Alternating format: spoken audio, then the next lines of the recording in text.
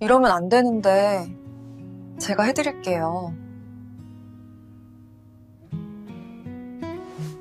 4년 만에 느껴본 남자의 체온. 소주 3병이 넘어갈 무렵 저는 제 입술을 그의 입술에 가져다 댔습니다.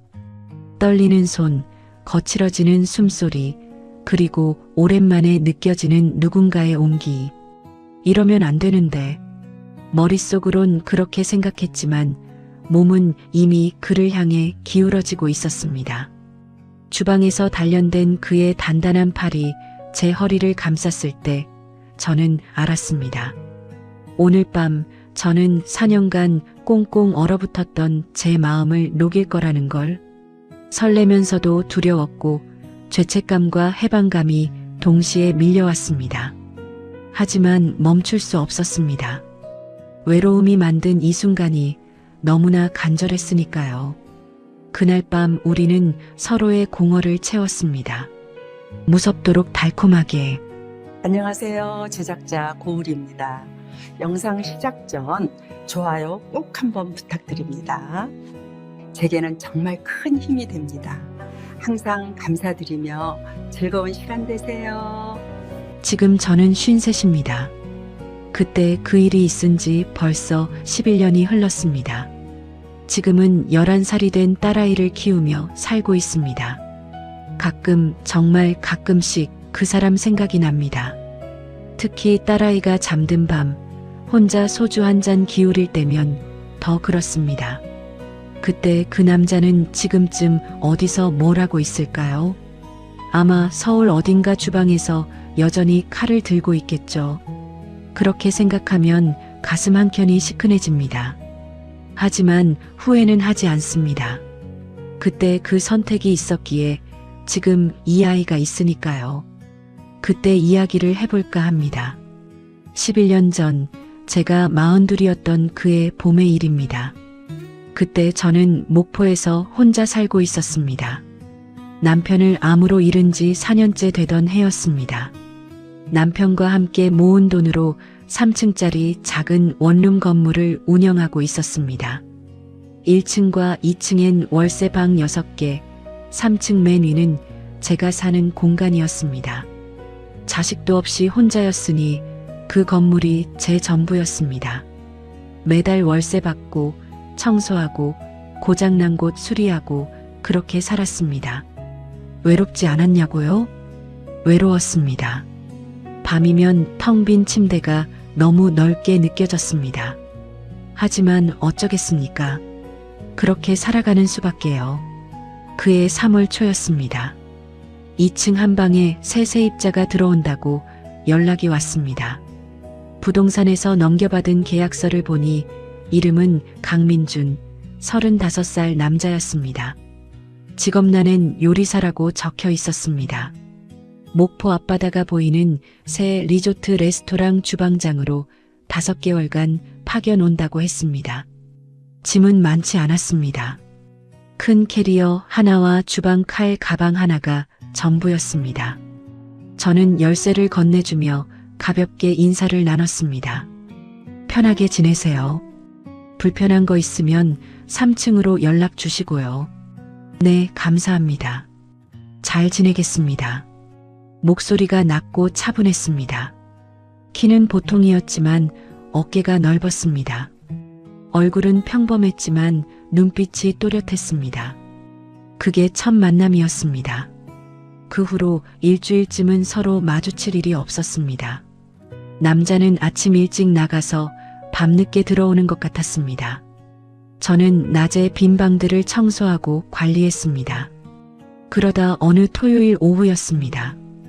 2층 복도 청소를 하러 갔다가 계단에서 그 남자와 마주쳤습니다.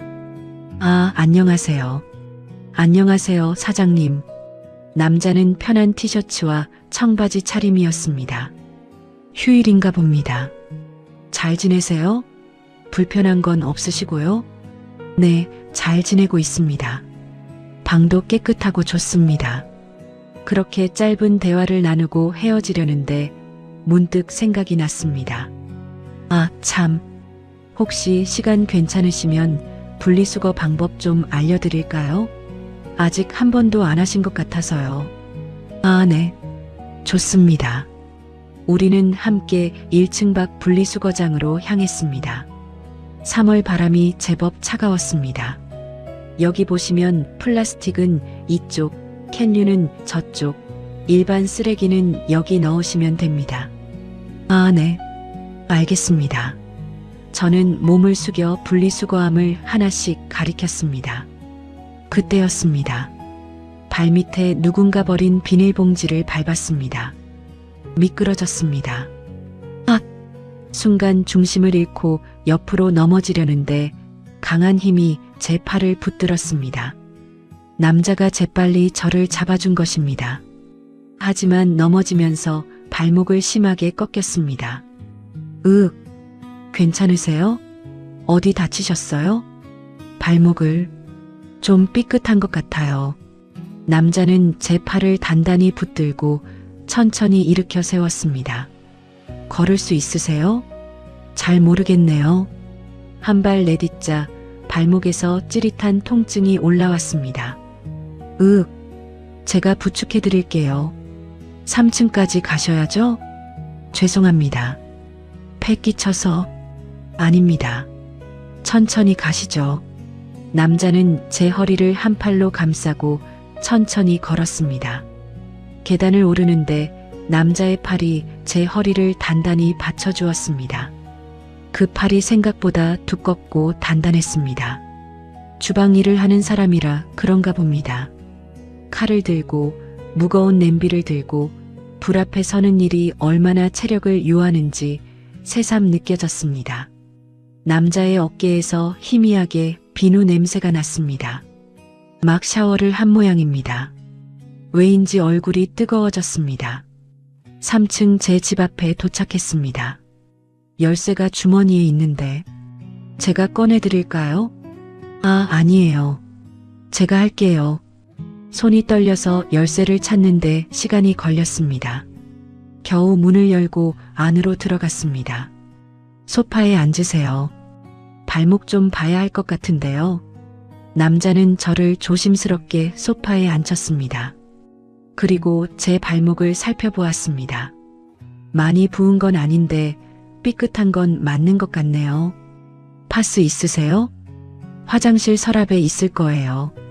남자는 화장실로 가서 파스를 가져왔습니다. 그리고 조심스럽게 제 발목에 붙여주었습니다. 좀 쉬시다가 나아지지 않으면 병원 가보셔야 할 것 같습니다. 네, 그렇게 할게요. 정말 감사합니다. 아닙니다. 제가 도와드려야죠. 남자가 일어서려 하자 제가 말했습니다. 커피라도 한잔하고 가세요. 이렇게 도와주셨는데. 남자는 잠시 망설이다 고개를 끄덕였습니다. 그럼 감사히 한잔하겠습니다. 저는 절뚝거리며 주방으로 가려 했습니다. 아, 안 됩니다. 제가 탈게요. 어디 있어요? 아, 그럼 미안하지만 저기 찬장에 원두커피 있어요. 남자는 익숙한 손놀림으로 커피를 내렸습니다. 역시 요리하는 사람이라 그런지 주방에서 움직임이 자연스러웠습니다. 우와, 향이 정말 좋네요. 직업병이죠. 커피는 꼭 직접 내려 마셔야 한다고 생각해서요. 우리는 소파에 마주 앉아 커피를 마셨습니다. 처음엔 어색했지만 이야기를 나누다 보니 편해졌습니다. 서울에서 오셨다고 들었어요. 네, 강남에 있는 레스토랑에서 일하고 있습니다. 그럼 이번에 목포까지 오신 건 새로 오픈하는 리조트 레스토랑 주방 세팅하려고요. 5개월 정도면 끝날 것 같습니다. 가족들은 서울에 계세요? 아니요, 혼자 삽니다. 남자의 표정이 잠시 어두워졌습니다. 결혼은 했었는데 5년 전에 이혼했습니다. 아, 주방 일이 워낙 바쁘다 보니 가정을 제대로 돌보지 못했어요. 그게 원인이었죠. 힘드셨겠네요. 괜찮습니다. 이미 지난 일이니까요. 지금은 일에만 집중하며 살고 있습니다. 남자의 눈빛이 쓸쓸해 보였습니다. 왠지 제 모습을 보는 것 같았습니다. 사장님은 혼자 사세요? 네, 남편을 4년 전에 잃었어요. 죄송합니다. 괜찮아요. 저도 이제 많이 괜찮아졌어요. 우리는 잠시 말없이 커피를 마셨습니다. 창밖으로 3월의 햇살이 들어왔습니다. 그렇게 1시간쯤 이야기를 나눴을까요? 남자가 일어섰습니다. 이제 내려가 봐야겠습니다. 발목 조심하시고 내일도 아프시면 꼭 병원 가보세요. 네, 그럴게요. 오늘 정말 고마웠어요. 별 말씀을요. 편히 쉬세요. 남자가 나간 후 저는 소파에 그대로 앉아 있었습니다. 아직도 허리춤에 남자의 팔이 감겼던 느낌이 남아있는 것만 같았습니다. 그 단단하고 따뜻했던 느낌. 얼굴이 다시 뜨거워졌습니다.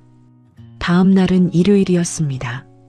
발목은 많이 나아졌지만 아직 조금 불편했습니다. 점심을 먹고 있는데 문득 생각이 들었습니다. 어제 도와준 것에 대한 감사를 제대로 표현하고 싶었습니다. 저녁이라도 대접하면 어떨까? 망설이다가 오후 4시쯤 2층으로 내려갔습니다. 초인종을 눌렀습니다. 잠시 후 문이 열렸습니다. 아, 사장님. 발목은 좀 어떠세요? 많이 나았어요. 그래서 그러는데 어제 도와주신 것 너무 감사해서요. 저녁 같이 드실래요? 제가 요리 좀 해놨거든요. 남자는 잠시 망설이는 듯 하더니 고개를 끄덕였습니다. 그럼 감사히 얻어먹겠습니다. 7시쯤 3층으로 올라오세요. 저는 서둘러 집으로 올라가 요리를 시작했습니다. 냉장고에 있던 재료로 된장찌개를 끓이고 제육볶음을 만들고 시금치나물을 무쳤습니다. 오랜만에 누군가를 위해 밥상을 차리는 일이었습니다. 설레는 마음에 손이 바빠졌습니다. 7시 정각 초인종이 울렸습니다. 어서 오세요. 남자는 깔끔하게 셔츠를 차려입고 와 있었습니다. 손에는 편의점에서 산 듯한 소주 2병이 들려 있었습니다. 빈손으로 올 수 없어서요. 아이고, 이것까지. 어서 앉으세요. 밥상을 차리고 마주 앉았습니다. 우와, 정말 맛있어 보이는데요. 입에 맞을지 모르겠네요. 요리 전문가 앞에서. 아니에요. 집밥이 얼마나 그리운데요. 남자는 첫 숟가락을 뜨더니 눈을 크게 떴습니다. 정말 맛있습니다. 된장찌개 제대로네요. 다행이네요. 술 한잔 하시겠어요? 그럴까요? 남자가 소주잔에 술을 따랐습니다. 건배, 건배. 잔을 부딪히고 술을 마셨습니다. 목으로 넘어가는 소주의 느낌이 오랜만이었습니다. 남편이 죽은 후로 혼자 술을 마신 적은 거의 없었습니다. 사장님은 원래 목포분이세요? 아니요, 서울에서 내려왔어요. 남편이 목포 사람이었거든요. 그렇군요. 남편이 아프기 전에 둘이서 이 건물 장만했어요. 나중에 나이 들어서 월세 받으며 살자고. 말끝이 흐려졌습니다. 힘드셨겠어요. 뭐, 다들 그렇게 살잖아요. 민준 씨도 이혼하시고 혼자 사시면서 많이 외로우시겠어요. 외롭죠. 근데 바쁘니까 잊으며 살게 되더라고요. 우리는 계속 술을 마셨습니다. 소주 한 병이 비었습니다. 2번째 병을 땄습니다. 취기가 올라오자 대화가 편해졌습니다. 어느새 3번째 병까지 열었습니다. 얼굴이 화끈거렸습니다. 남자의 얼굴도 발갛게 달아올라 있었습니다. 사장님, 혼자 이 큰 건물 관리하시는 거 힘드시겠어요? 괜찮아요. 익숙해졌어요. 밤에 무섭진 않으세요? 처음엔 무서웠는데 이젠 괜찮아요. 술이 더 취했습니다. 남자의 목소리가 낮게 들렸습니다. 저도 혼자 사는 게 익숙해졌어요. 근데 가끔은요? 누군가 옆에 있었으면 하는 생각이 들 때가 있어요. 그 말에 가슴 한켠이 찡했습니다. 저도 그랬으니까요. 밤마다 혼자 누워 천장을 바라보며 옆자리에 빈 공간을 느낄 때가 있었으니까요. 저도요. 나도 모르게 그렇게 대답했습니다. 우리는 잠시 말없이 마주 보았습니다. 남자의 눈빛이 흔들렸습니다. 술 때문인지 아니면 다른 무언가 때문인지 알 수 없었습니다. 그때 제 입이 먼저 움직였습니다. 말이 아니라 행동으로. 저는 몸을 앞으로 기울여 남자의 입술에 제 입술을 가져다 댔습니다. 남자는 잠시 굳어 있었습니다. 하지만 곧 제 어깨를 감싸며 입맞춤을 받아주었습니다. 술 냄새와 된장찌개 냄새가 섞인 키스였습니다. 하지만 그게 이상하게 좋았습니다. 남자는 저를 천천히 끌어안았습니다. 그 팔이 어제 제 허리를 감쌌던 그 팔이었습니다. 단단하고 따뜻한 팔. 저는 남자의 품에 안긴 채 눈을 감았습니다. 얼마나 오랜만인지 모를 온기였습니다. 그날 밤 우리는 서로를 안았습니다. 남자의 몸은 생각했던 것보다 더 단단했습니다. 주방에서 무거운 것들을 들어 올리고 칼을 휘두르고 불 앞에 서는 일이 만든 몸이었습니다. 그 몸이 저를 감쌌습니다. 오랜만에 느끼는 남자의 체온이었습니다.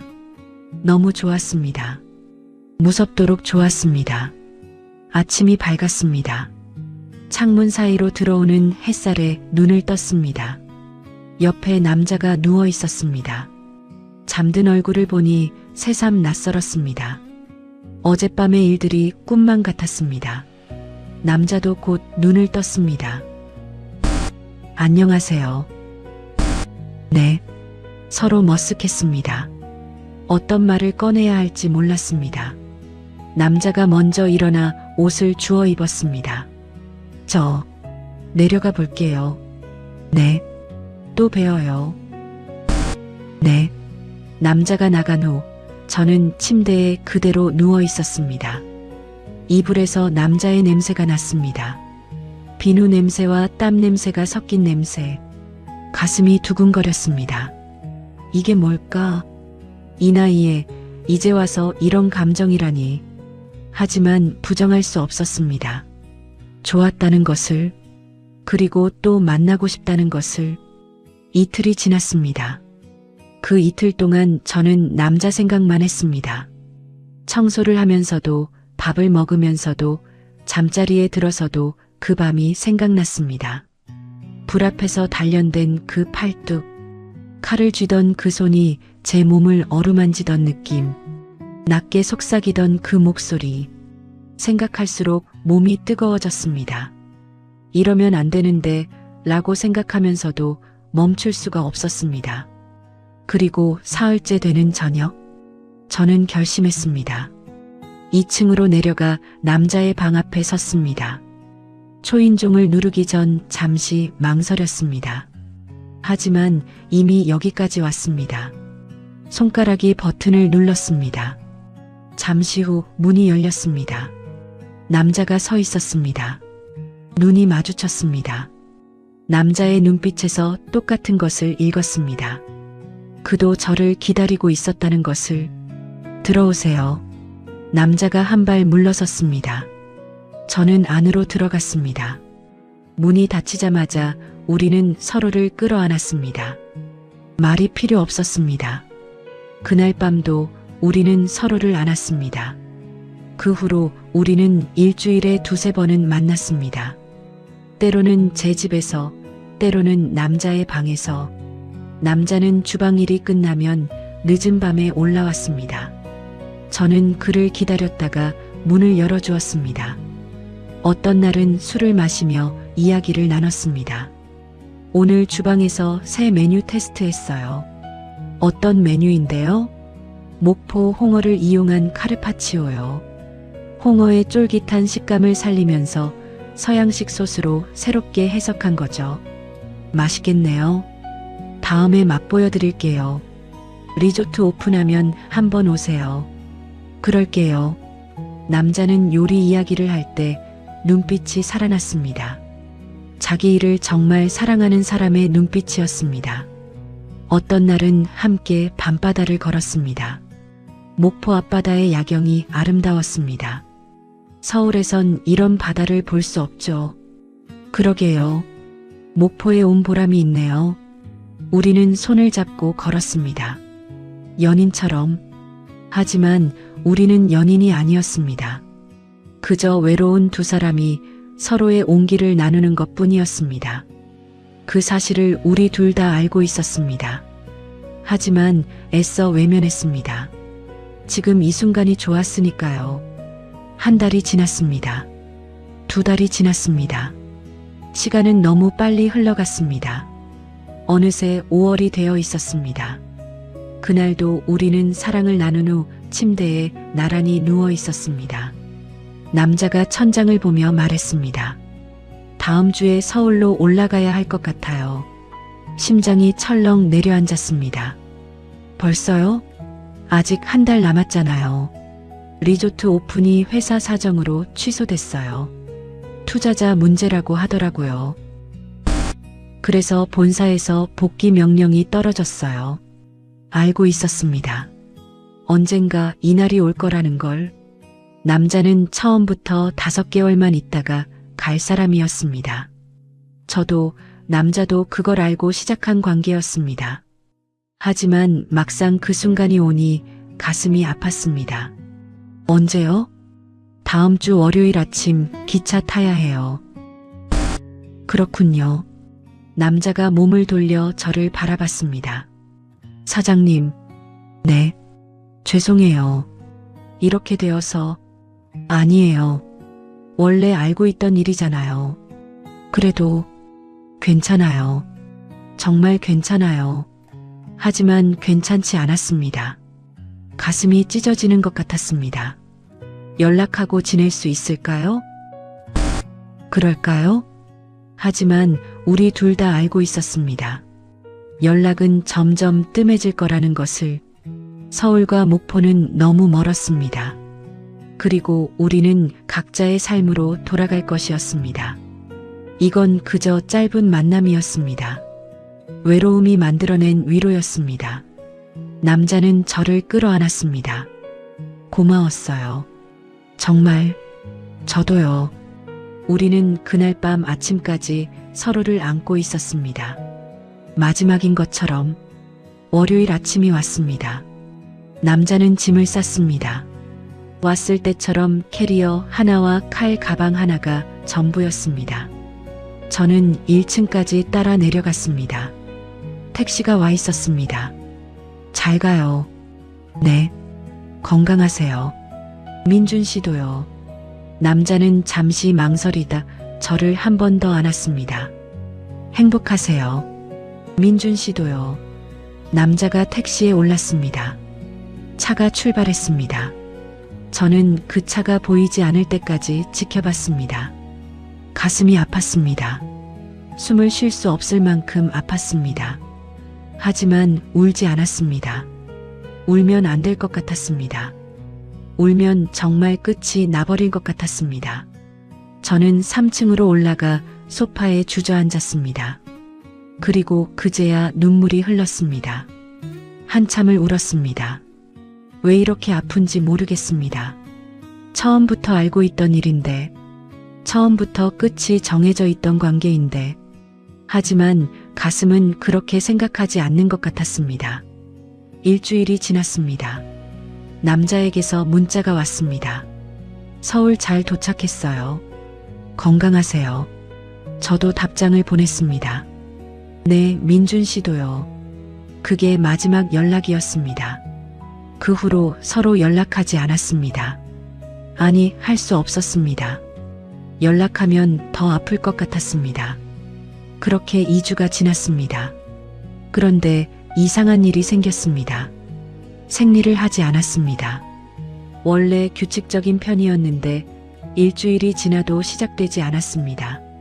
설마, 아니야, 설마. 하지만 가슴 한켠에서 불안이 커졌습니다. 약국에 가서 임신 테스트기를 샀습니다. 집에 와서 테스트를 했습니다. 2줄이 나타났습니다. 임신이었습니다. 다리에 힘이 풀렸습니다. 주저앉았습니다. 어떻게 하지? 어떻게 해야 하지? 머릿속이 하얘졌습니다. 민준 씨에게 연락해야 할까? 하지만 그러면 어떻게 되는 걸까?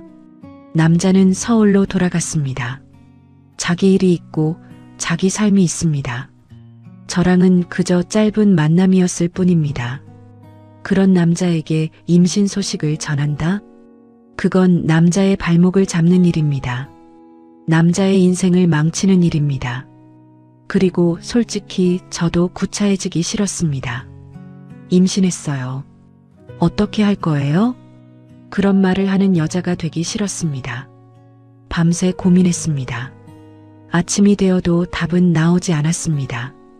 그런데 문득 생각했습니다. 이 아이를 낳고 싶다고. 왜인지 모르겠지만 그냥 그런 생각이 들었습니다. 남편과의 사이에서 아이를 갖지 못했습니다. 남편이 아프기 전에 아이를 가지려 했지만 되지 않았습니다. 그리고 남편은 그렇게 떠났습니다. 저는 평생 혼자일 거라고 생각했습니다. 그런데 이렇게 아이가 생겼습니다. 기적 같은 일이었습니다. 이 아이를 키우고 싶었습니다. 힘들어도 혼자여도 키울 수 있을 것 같았습니다. 원룸 건물이 있으니 먹고 살 수는 있을 것입니다. 그렇게 결심했습니다. 민준 씨에게는 연락하지 않기로 했습니다.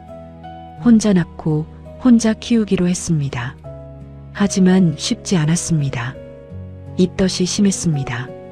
아침마다 화장실에서 토했습니다. 몸이 무겁고 피곤했습니다. 원룸 관리 일도 점점 힘들어졌습니다. 무엇보다 외로웠습니다. 혼자 병원에 가서 초음파를 받습니다. 작은 심장 소리를 들었습니다. 그 순간 눈물이 났습니다. 이 작은 생명이 제 안에서 자라고 있다는 게 신기했습니다. 하지만 함께 기뻐할 사람이 없었습니다. 혼자 집에 와서 울었습니다. 그렇게 수십 번을 울었습니다. 친구들에게는 사실대로 말했습니다. 임신했어. 뭐? 누구랑? 세입자였던 남자. 근데 이미 서울로 갔어. 연락은 안 했어? 안 했어. 하지 않을 거야. 혼자 키울 거야? 응. 친구들은 걱정했지만 도와주었습니다. 병원에 같이 가주고 임신 준비물도 함께 사주었습니다. 괜찮아. 우리가 있잖아. 고마워. 친구들이 없었다면 버티지 못했을 것입니다. 배가 불러왔습니다. 거울을 보면 낯선 제 모습이 보였습니다. 43세 나이에 임신한 몸. 젊은 산모들 사이에서 저는 고령 산모였습니다. 위험 요소도 많다고 했습니다. 조심해야 한다고 했습니다. 무서웠습니다. 하지만 포기할 수 없었습니다. 이 아이만큼은 꼭 낳고 싶었습니다. 9개월이 지났습니다. 진통이 시작되었습니다. 친구가 저를 병원에 데려다 주었습니다. 출산은 힘들었습니다. 고령 산모라 더 힘들었습니다. 하지만 무사히 아이를 낳았습니다. 딸이었습니다. 작고 예쁜 딸. 처음 안았을 때의 그 느낌을 잊을 수 없습니다. 따뜻하고 부드러운 무게. 잘 왔어. 우리 딸. 눈물이 주르륵 흘렀습니다. 이 아이를 잘 키우겠다고 다짐했습니다. 아빠는 없지만 엄마의 사랑으로 부족함 없이 키우겠다고. 그렇게 11년이 흘렀습니다. 지금 제 딸은 11살입니다. 초등학교 5학년이 되었습니다. 키도 많이 자라서 제 어깨까지 옵니다. 활발하고 밝은 아이로 자랐습니다. 엄마, 나 학교 다녀올게요. 그래, 조심히 다녀와. 아침마다 딸을 학교에 보내고 나면 저는 원룸 관리 일을 합니다. 예전보다 나이가 들어 힘들 때도 있지만 괜찮습니다. 딸을 위해서라면 무엇이든 할 수 있습니다. 딸은 아빠에 대해 물어본 적이 있습니다. 8살 때였습니다. 엄마, 나는 왜 아빠가 없어? 친구들은 다 아빠가 있는데 자기만 없다고 물었습니다. 저는 조심스럽게 대답했습니다. 아빠는 엄마랑 함께 살 수 없는 사정이 있었어. 왜? 아빠는 아빠대로 살아야 할 인생이 있었거든. 아빠는 나 싫어했어? 아니야. 절대 그런 거 아니야. 그럼 왜 같이 안 살아? 그건 어른들의 사정이 있었어. 너는 절대 내가 원해서 태어난 거란 걸 잊지 마. 딸은 어린 나이에도 더 묻지 않았습니다. 하지만 가끔 쓸쓸한 표정을 지을 때가 있습니다. 그럴 때마다 가슴이 아픕니다. 이 아이에게 아빠를 만들어주지 못한 것에 대한 미안함. 하지만 후회하지는 않습니다. 이 아이가 있어서 저는 살아갈 수 있었으니까요. 이 아이가 있어서 외롭지 않았으니까요. 가끔 밤이면 생각합니다. 민준 씨는 지금 어디서 무얼 하고 있을까? 여전히 서울 어딘가 주방에서 일하고 있을까? 재혼은 했을까? 아니면 여전히 혼자 살고 있을까? 가끔, 정말 가끔은 연락하고 싶을 때가 있습니다. 민준 씨, 저 엄마가 됐어요. 딸이 있어요. 이제 11살이에요. 민준 씨 닮았어요. 손이 예뻐요. 하지만 그런 연락은 하지 않습니다. 할 수 없습니다. 그건 남자의 평화로운 삶을 깨뜨리는 일일 테니까요. 그리고 솔직히 무섭기도 합니다. 만약 남자가 외면하면 어떡하죠? 만약 남자가 화를 내면 어떡하죠? 차라리 모르는 채로 사는 게 나을 것 같습니다. 어느 날 저녁이었습니다. 딸이 숙제를 하다가 물었습니다. 엄마가 가장 행복했던 순간이 언제야? 응? 선생님이 숙제로 우리 가족의 행복한 순간 쓰래. 저는 잠시 생각했습니다. 내가 태어났을 때. 진짜? 응. 엄마가 너를 처음 안았을 때 세상에서 가장 행복했어. 엄마 사랑해. 엄마도 사랑해. 우리 딸. 딸이 제 품에 안겼습니다. 따뜻했습니다. 이 아이가 있어서 저는 괜찮습니다. 외롭지 않습니다. 그날 밤 딸이 잠든 후 저는 혼자 소주를 마셨습니다. 가끔 이렇게 혼자 술을 마실 때가 있습니다. 딸이 자고 나면 조용한 시간. 그때 문득문득 생각나는 사람이 있습니다. 민준 씨, 11년 전 그 봄날, 분리수거장에서 넘어졌던 그날, 커피를 함께 마시던 그 오후, 소주를 마시며 웃던 그 저녁, 처음 키스했던 그 순간, 서로를 안았던 그 밤들, 택시를 타고 떠나던 그 아침, 모든 게 어제 일 같습니다. 하지만 11년이 지났습니다. 저는 이제 53입니다. 머리에 흰머리도 많이 늘었습니다. 얼굴에 주름도 깊어졌습니다. 그때 그 모습은 아닙니다. 민준 씨는 어떻게 변했을까요? 지금은 46살쯤 됐을 텐데 여전히 주방에서 칼을 들고 있을까요? 여전히 그 단단한 팔로 무거운 냄비를 들고 있을까요? 궁금합니다. 하지만 알 수 없습니다. 알아서도 안 됩니다. 우리는 이미 다른 길을 가고 있으니까요. 저는 이 아이의 엄마로, 남자는 남자의 인생으로 그렇게 살아가는 겁니다. 소주잔을 비웠습니다. 목구멍으로 넘어가는 술이 뜨거웠습니다. 창밖을 봤습니다. 목포의 밤 풍경이 보였습니다. 11년 전 남자와 함께 걸었던 그 밤바다. 지금도 그 바다는 그대로 있습니다. 하지만 우리는 없습니다. 잔을 하나 더 따랐습니다. 혼자 건배했습니다. 민준 씨, 잘 지내요. 저도 잘 지내고 있어요. 우리 딸 건강하게 잘 크고 있어요. 고마웠어요. 그리고 목이 메었습니다. 보고 싶어요. 가끔 눈물이 났습니다. 혼자 우는 밤입니다. 딸이 듣지 못하게 소리 없이 웁니다. 이런 밤이 가끔 있습니다. 하지만 괜찮습니다. 내일 아침이 오면 또 일어나서 딸을 깨우고 아침을 차리고 학교에 보낼 것입니다. 그리고 원룸을 청소하고 고장난 곳을 고치고 월세를 받을 것입니다. 저의 일상은 계속됩니다. 딸과 함께하는 저의 인생은 계속됩니다. 가끔 그때 그 사람 생각이 나지만 그것뿐입니다. 추억은 추억으로 남겨두고 저는 제 삶을 살아갑니다. 다음 날 아침입니다. 엄마, 일어나. 딸이 제 방문을 두드립니다. 응, 일어났어. 금방 나갈게. 부스스한 얼굴로 일어났습니다. 머리가 조금 아픕니다. 어젯밤 술을 좀 많이 마셨나 봅니다. 주방으로 가서 아침 준비를 합니다. 엄마, 오늘 급식 떡볶이래. 그래, 맛있게 먹어. 응. 딸의 밝은 목소리가 집안을 채웁니다. 이 목소리가 있어서 저는 매일 일어날 수 있습니다. 이 아이가 있어서 저는 살아갈 수 있습니다. 다녀올게요, 엄마. 조심히 다녀와, 우리 딸. 딸이 학교로 떠났습니다. 저는 설거지를 하며 창밖을 봅니다. 화창한 봄날입니다. 11년 전 그때도 이런 봄날이었습니다. 분리수거장에서 넘어졌던 그날도, 남자를 처음 만났던 그날도, 봄은 매년 옵니다.